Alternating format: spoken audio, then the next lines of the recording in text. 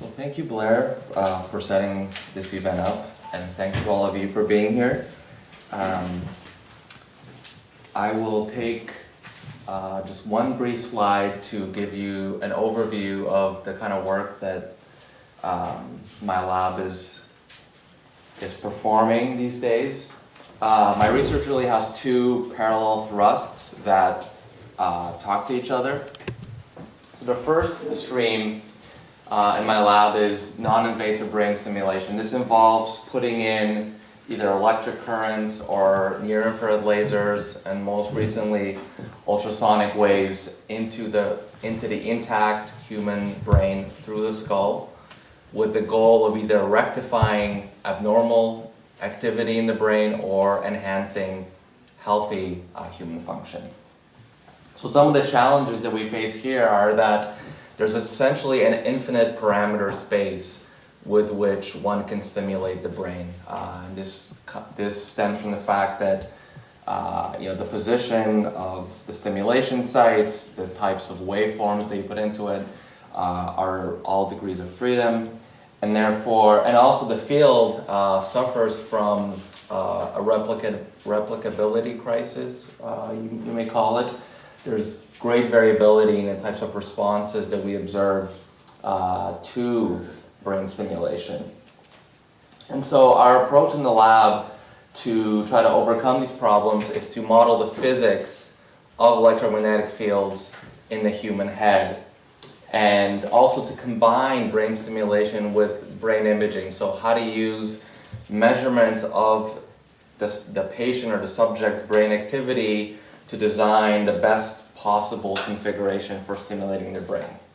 Okay, and that's all I'll say about brain stimulation in this talk, but if you're interested to hear more about it, by all means, feel free to approach me later in the day. And the second half of my research, which I'll be talking about extensively in this talk, is decoding, neural decoding. So by decoding, I really mean how to understand the mechanisms by which the human brain encodes its environment. What is the relationship between the inputs that impinge on the sensory organs and the spatial temporal dynamics of activity in the human brain? This is, it's a daunting task for many reasons, but the problems that I'm focusing on are that the types of signals that we can pick up non-invasively from the human brain are very noisy. That stems from the effect of the skull and the cerebrospinal fluid, and it attenuates and mixes the signal, so that what you pick up is a vast mixture of a very low SNR signal. And to try to make sense of that mixture and to relate it to the stimulus and to brain states, to make some kind of inference as to what the brain state of the subject is, we use techniques from blind source separation and machine learning, which you'll learn more about today. Now, the theme of the talk, as Brain alluded to, is engagement. So I thought that I would put one slide at the beginning as to what I think engagement is. So here's a dictionary definition, or it's actually from a paper. So it's the state of being compelled, drawn in, connected to what's going on, and interested in what will happen next. I think that's a very nice, intuitive definition. I think one that resonates with probably most of you. But I'm a reductionist, so I like to relate everything to, now when it comes to brain states, to brain signals. So one way to think about brain activity on a very gross level, and probably oversimplified, is that you can divide up neural activity into two categories. The first category is exogenous. So part of your brain activity right now is being driven by the inputs into your visual, auditory, and etc. systems. But you also have endogenous brain activity. So these are things that are internally generated. So you're thinking about where you're gonna, what you're gonna have for lunch, or when the speaker is going to get to the real part of the presentation. And so for me, the state of being engaged is an amplification of the exogenous stream and a downregulation of the endogenous stream. So at least to the stimulus that we're interested in, I like to think of the engagement as the state of your brain devoting more resources to processing that stimulus and less to the kind of subjective, internally generated activity. Okay, and the hypothesis that underlies much of the work here is as follows. The reliability of neural processing is an assay of cognitive state. And by cognitive state, I'm encompassing here states such as engagement, attention, working memory, etc. So what do I mean by reliability? By reliability, I'm really talking about reproducibility or predictability. So in other words, how, if I observe your neural response multiple times, how similar is it from time to time? And that similarity, that reproducibility of your neural response to a stimulus is going to index or allow us to infer something about your state when being exposed to that stimulus. So the natural flow of information is from the organs. So you have a stimulus impinging on the visual system here and generates a spatial temporal neural response. And what mediates the relationship between stimulus and response is your cognitive state. And what follows from that is that if you take the stimulus and take the neural response and somehow measure the reliability of that response, you can then make an inference as to what the cognitive state of the subject was. So just quickly, I'm going to say a little bit about the type of data that we're working with, because not all of you may be familiar with the EEG signal, electroencephalography. This involves placing an array of electrodes on the scalp. And each of these electrodes is close enough and sensitive enough to receive a mixture of the electrical activity that's generated underneath. So one important point is that these signals are mass averages, so millions of brain cells contribute to the signal that is picked up by a single electrode. So you have a massive mixing problem. You have far fewer electrodes on the scalp than you have sources in the brain. And kind of a more subtle point is that this is synaptic activity. Scalp electrodes are not picking up the spiking, the action potentials. They're picking up the inputs into the brain cells. And you get great temporal resolution, and so you can sample these signals on a millisecond scale, which is nice for music research, for example, because that is very much a temporal computation. What you sacrifice is a spatial resolution. So again, because of that mixing problem, you're not able to finally pinpoint the source of that activity, and I'll say a little bit more about that later on. Okay, so having established the kind of data that we're working with and assuming that reliability is a valuable, an important feature of that activity, the question remains as to how we actually go about it and measure reliability. So to date, I think the most common way has been via what is called the inter-subject correlation, or IAC. So this was introduced in the functional magnetic resonance imaging community by Uri Hassan at Princeton. So the idea is as follows. You take your stimulus and you subject it to multiple observers. It does not have to be at the same time, but you need to expose two people to it. And you get each of their brain responses to that common stimulus. And from those two responses, you compute a correlation. So this time series here is a measure of how similar their responses are across time. So again, the y-axis here is correlation, the y-axis here is amplitude. So, for example, the peak of this IAC time series here indicates that at this time point of the stimulus, the activity of the two subjects is highly reliable. And I'll explain what I think that means in just a minute. And so the ISC has been shown over the last decade or so to index a variety of cognitive states. So for example, Uri Hassan showed that during parts of a movie which elicit reliable neural responses or high ISC, the subjects, when tested several weeks later, they tended to remember more what happened in that scene. So content that is remembered is experienced with higher reliability than content that is forgotten.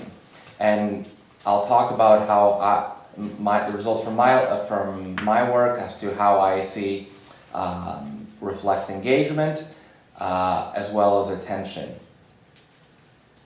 And the basic mechanism here that I think leads to this phenomenon of increased ISC during these cognitive states is that the stimulus is effectively synchronizing neural activity when the viewers are engaged. And the bottom-up processes that I think are leading to this are affect, heightened attention, and working memory. By synchronization, that could refer to more precise locking of the responses to the stimulus. It could also just reflect the fact that the response has a higher amplitude. So both of those would lead to a greater correlation, and ISC is not able to kind of disentangle which of those two mechanisms is really leading to the elevated intersubject correlation. It could be more precise time locking to the stimulus. It could also just be a stronger response to the stimulus. Okay, so on to the first of three kind of results portions of my talk. So I'll first review some of my work that shows that ISC of EEG responses is a proxy for the brain state of engagement. So the experiments that we conducted to kind of test this hypothesis in the first place were to bring in 29 subjects to watch 3 film clips twice each. 2 of the film clips were critically acclaimed, so a clip from an Alfred Hitchcock series, as well as the final scene in the Western classic Good, Bad, and the Ugly. And the third film clip was a control stimulus. Basically, we took out the tripod to our college campus and we just recorded 5.5 minutes of everyday footage. Another manipulation that we performed was we took the Hitchcock clip and we extracted its scenes and scrambled them up, such that the narrative was lost, but the low-level stimulus was basically still all there. And the final manipulation was that we had our participants view these stimuli twice each, presumably with movies at least. Now, this is not true with music, I don't think, but with movies, the second time you watch a film, you should be on average less engaged. So we wanted, I'm an electrical engineer, so everything I do, I like to do optimally, in a statistically optimal fashion. So to measure the ISC, in a more principled way, we developed a technique that I'm calling now reliable components analysis. You can think of it as PCA, but instead of maximizing variance explained, we're maximizing the reliability of the data across subjects. So we're projecting the data via spatial filter W into a space such that the responses to that common stimulus are as similar as possible. And there is another reason why we do this is that we have many electrodes on the scalp, let's say 100. We don't want to have a measurement of ISC at every electrode. Then we have 100 different measures of ISC. We have a multiple comparison problem. So we want to reduce the dimensionality of the ISC into a smaller, more manageable number. And to do this, we perform this dimensionality reduction. This leads to an eigenvalue problem, which is nice because then you have multiple components, multiple solutions. So there are multiple spatial filters or multiple projections of the data, which lead to statistically optimal ISC. And we can probe those multiple dimensions independently to see what the effects are of our experimental manipulations. So most importantly, what happens to the ISC and the EEG when you manipulate the stimuli as we did in our experiments. But before that, we can look at the actual, what these spatial filters look like on the scalp. So this here is called a scalp map. So it's basically a flattening of the scalp in 2 dimensions. So you have the electrodes near the nose up here, and you have the ears. The back of the head is where the visual system resides. And the first thing that we looked at is what do these spatial filters look like on the scalp for our different stimuli? And it was encouraging to see that the first 3 dimensions from our RCA looked very consistent across movies, which is encouraging because it suggests that what we're picking up on is a genuine signature of the brain's response to an audiovisual stimulus, and it's not simply tied to the specific stimulus that the person's watching. And the next thing that we looked at was the actual ISC time series across the duration of each of these film clips. So for example, this is the Hitchcock clip. We see that at about 1:45, we get a peak ISC of about 0.3. The correlation of 0.3 in the neuroimaging world is actually humongous because these signals are so noisy. And so we can look at these time series independently in the 3 components that we pick up here. Okay, so this is where is the activity reliable on the scalp, and this is when during the stimulus is the activity reliable. And so here are the effects of the manipulations. The red bars in all these bar graphs I'm going to show you denote the control conditions. So we want the red bars to be low and the blue and green bars or black bars to be high. And for example, comparing the Hitchcock clip and the Good, the Bad, and the Ugly to the control film, we saw much more ISC. So the horizontal axis here is basically what proportion of the movie led to an ISC level that you would not expect to see by chance as a result of noise. And you see pretty large differences across conditions. Similarly, when we scramble the Hitchcock clip in time, you see a large reduction in the ISC compared to the subject group that viewed the original stimulus. So when you watch the same film, but with its scene scrambled, the ISC goes down drastically. And finally, what is the effect of the second viewing on the ISC? So the red bars denote the ISC level during the second viewing, and once again, we saw a significant reduction during the second viewing. So the gist of this is that all 3 of our manipulations of expected engagement happened to confirm our hypothesis, namely that ISC is an assay of the state of engagement. Okay. So and I apologize to all those in the audience that have already seen this clip, but I will just play a 2-minute excerpt from the Hitchcock clip, and as I'm playing this, I'm going to show you in these 3 time series plots what the ISC looks like at each 1-second segment of that film clip. So you're going to see a young boy who is visiting his uncle. He's playing Cowboys and Indians, and that's not my term, that's the film's terms. Don't shoot the messenger. And he's playing that game. He's got a toy gun, and he walks into his uncle's room, and he finds his uncle's real gun, and you'll see what happens. So I'll play this, and I'll crank up the volume.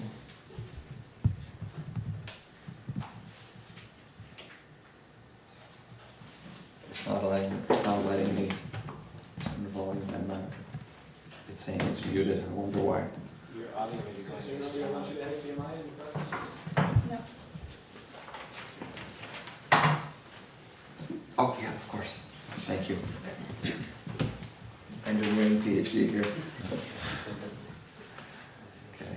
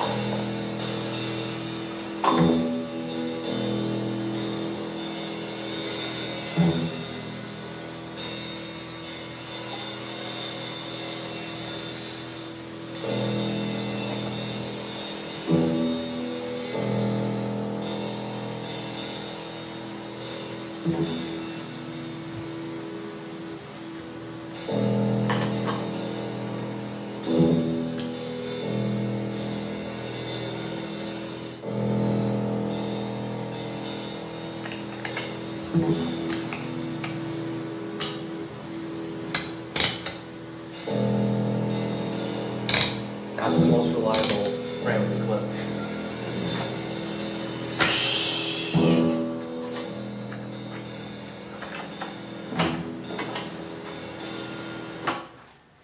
Okay.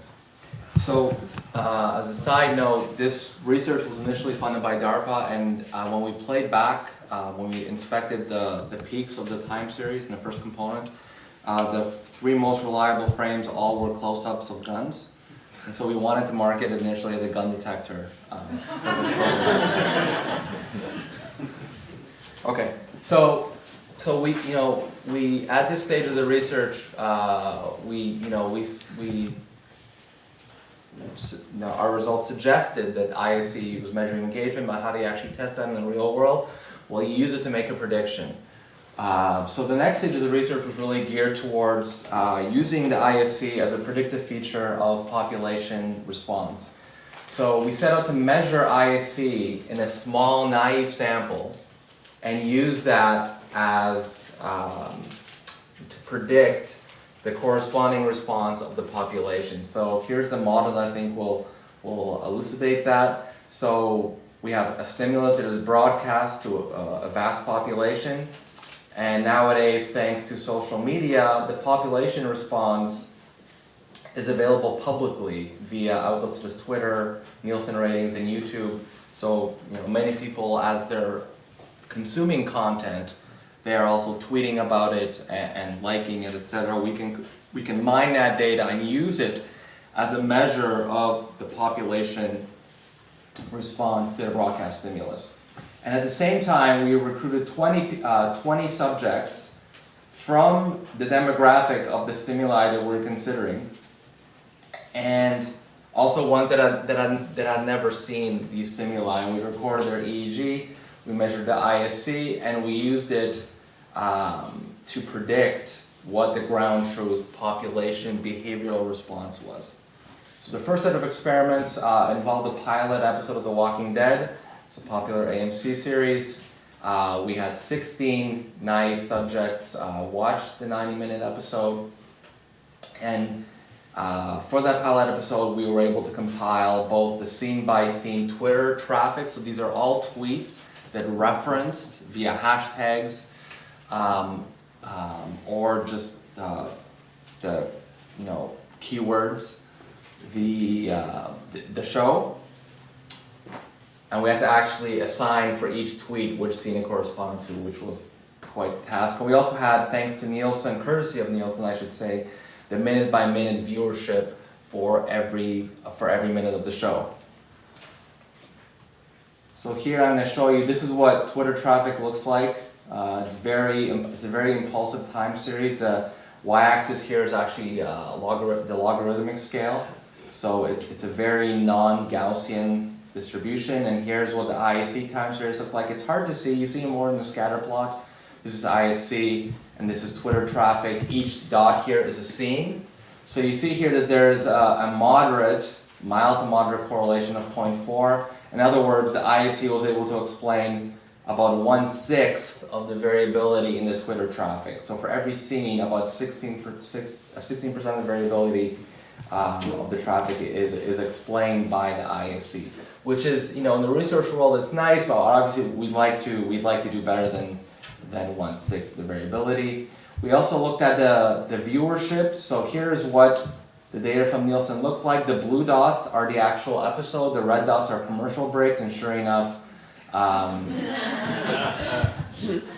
other thing that you see, and this apparently is universal to all content. You see a slower downtrend in the viewership. That just, you get attrition, you get drop off over the duration of the episode. And here is what the Ifc Time Series looked like for our 16 subject sample. So you see that the commercials do indeed lead to lower Ifc, and you see there is correspondence in the peaks as well. Here's a scatter plot, so every dot here is a minute of either the viewership or the Ifc on the horizontal axis, and here the Ifc is explaining 36% of the variability in the Nielsen ratings.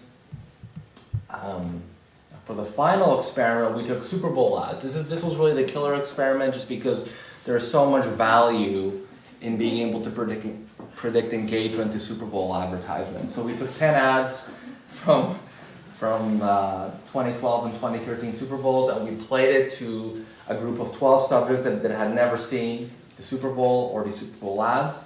And we collected as our outcome measure, or the dependent variable here, the result of a survey on social media where users rated each ad from 1 to 5.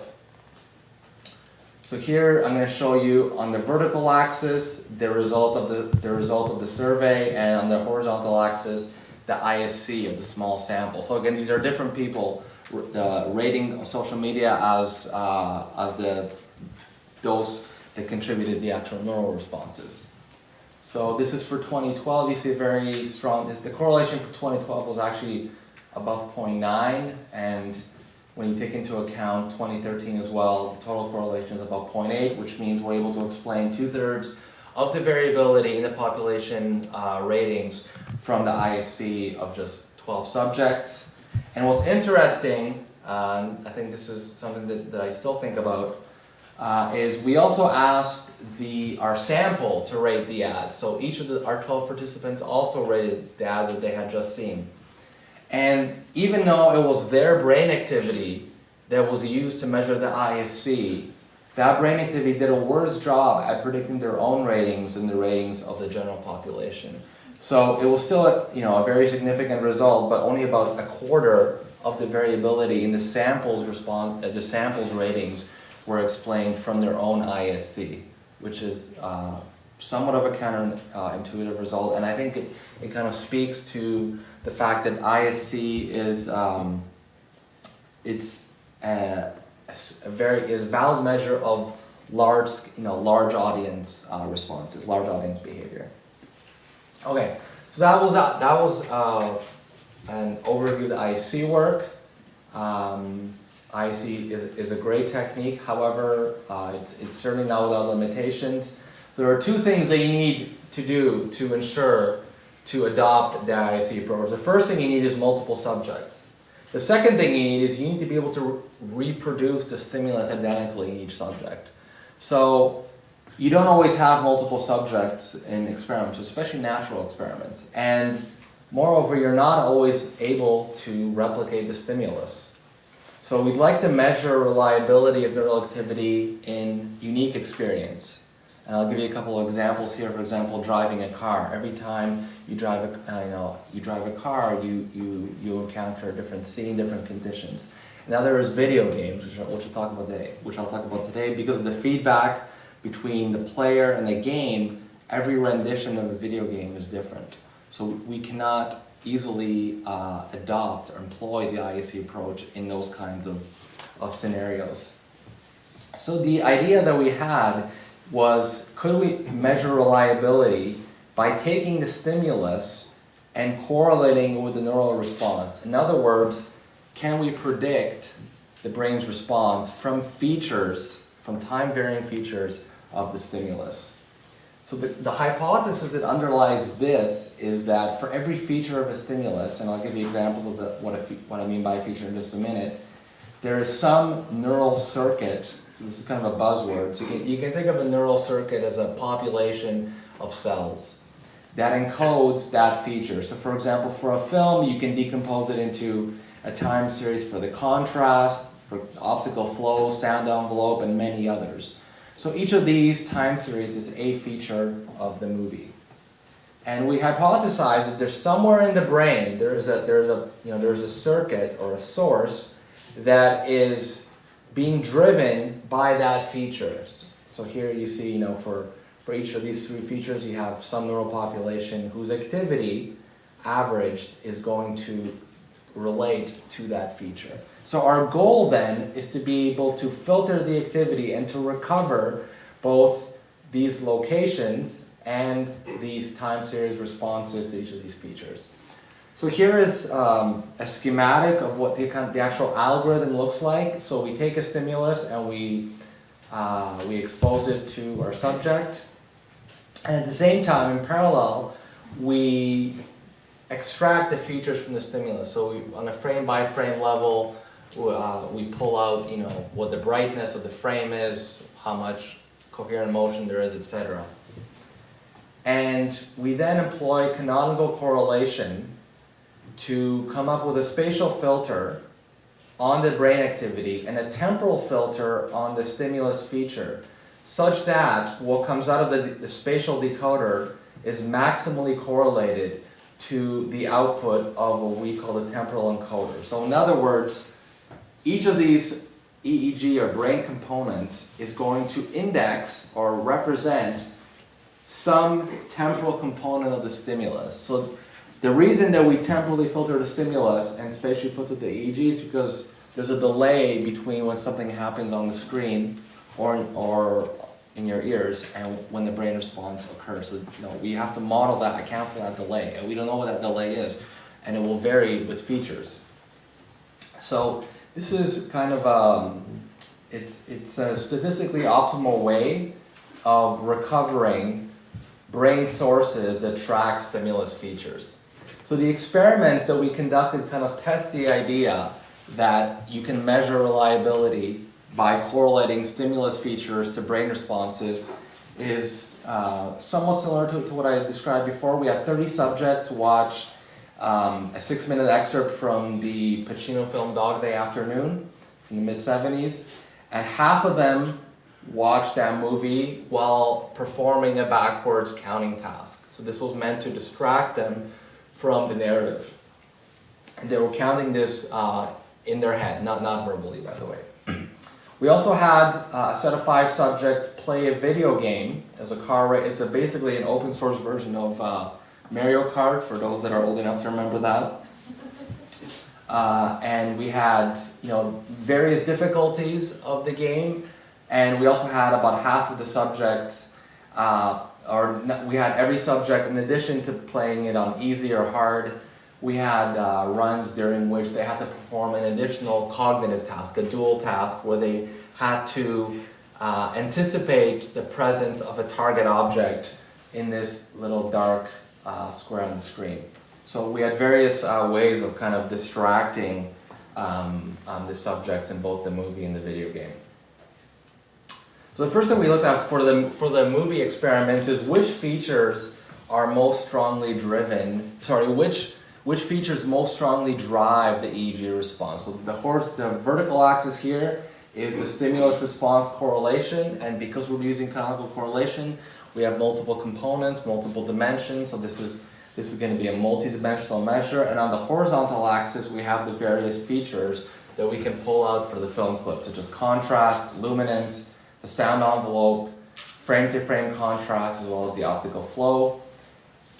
And so, for example, for the local contrast, which is a measure of how much contrast there is within a frame, we see 2 significant components, or 2 significant brain sources, if you may, that track the frame-to-frame changes in the contrast. We didn't find anything for luminance, which I think was a predictable result, because we don't expect the brain to really be tracking just how bright the screen is by itself. We saw pretty large correlations for sound envelope, temporal contrast, and optical flow. For example, we had 3 statistically significant dimensions, or 3 significant components of the brain activity that correlated with these 2 features. Now, it's quite noticeable here that the first component in these 4 significant features look very similar.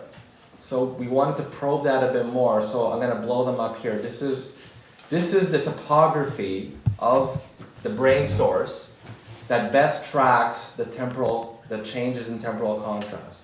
And here's the topography of the component that best tracks changes in the sound envelope. And they look very similar. And we did not expect this, especially because for this stimulus, there's essentially no correlation between the two. And moreover, the direction of the change in brain activity is opposite for the two of them. So for example, an increase in the contrast leads to a decrease, this is negative, in the EEG, whereas an increase in the sound envelope leads to an increase in the EEG. So these are not, I don't think these are artifactual.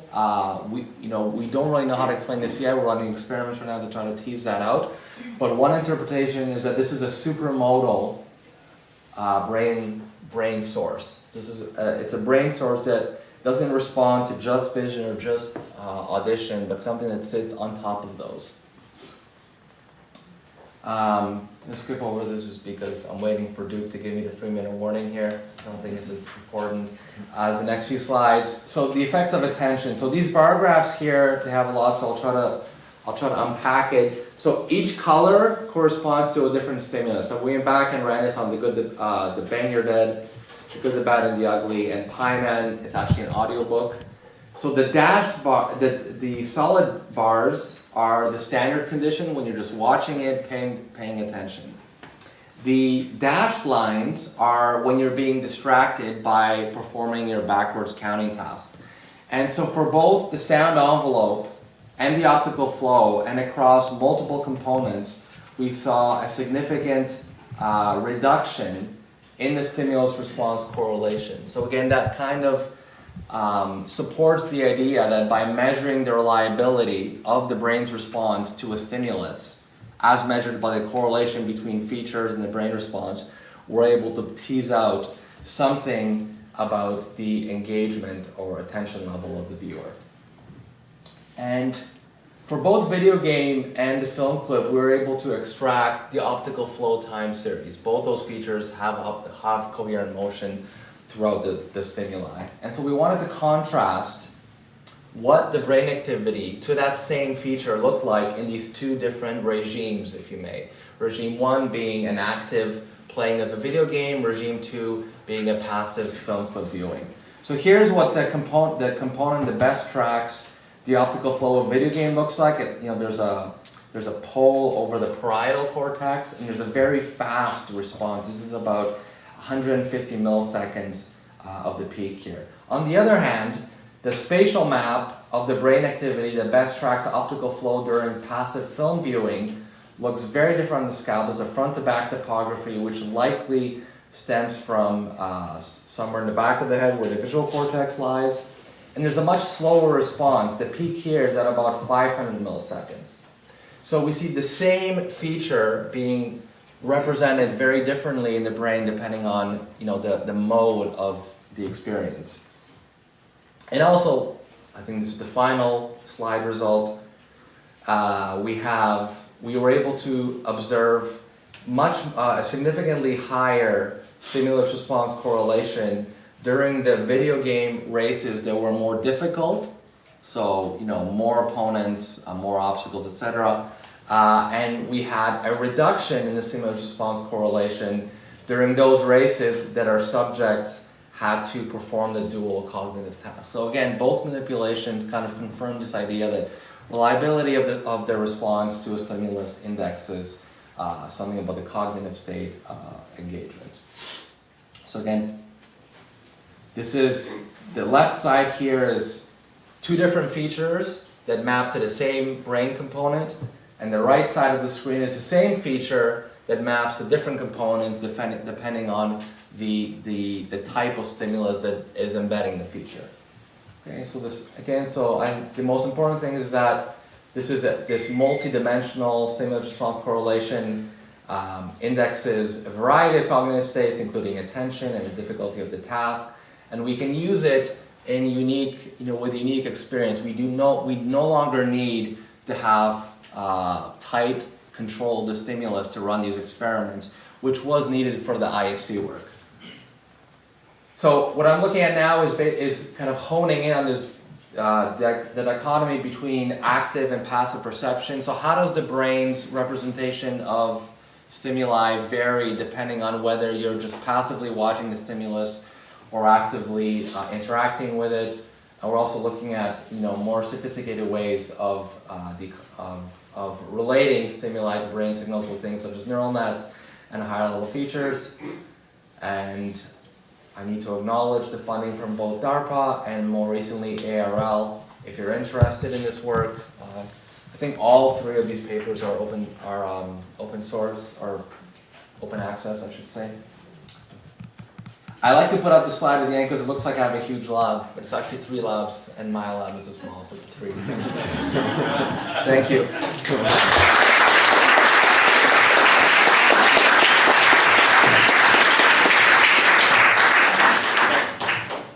All right, I think we have time for a few questions. So if you have a question, you can raise your hand. So in the first half of your talk, you talked about inter-subject correlation. So these components started standing out and derived statistically. I was wondering if there's any like real world implication or meaning of those components, or were they just sheer statistical things that stood out? They're not statistical. I think they're mostly driven just by the anatomy, the structure of the brain.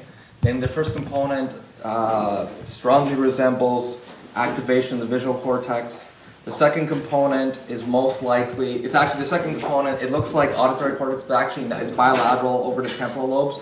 But we actually believe from experiments that did this with fMRI that it's actually higher level vision, so like things like faces, object recognition.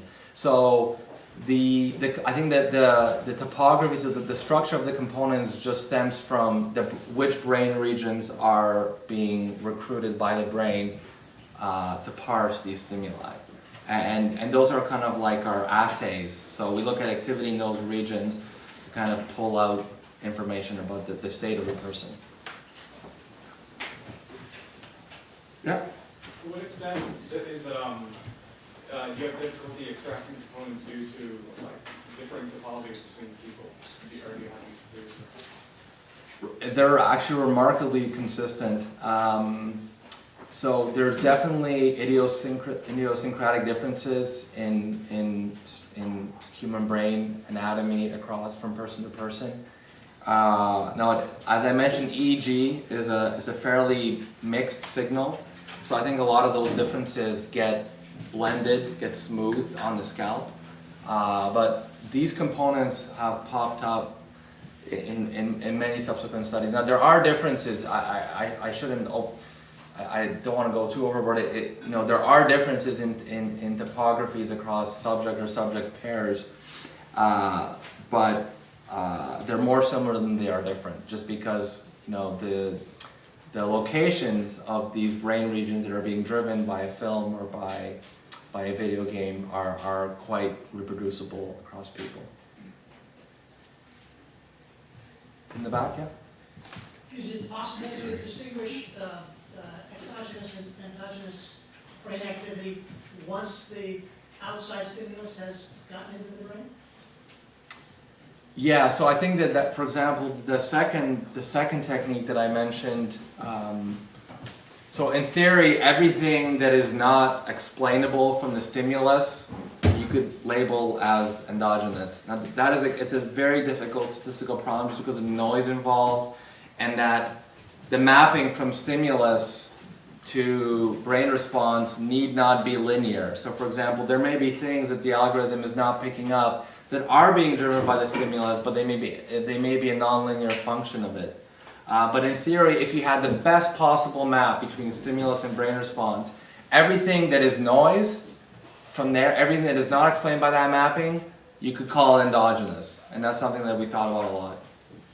Yeah? One more question. Okay. Go ahead. What is the percentage of your waves that you're talking about?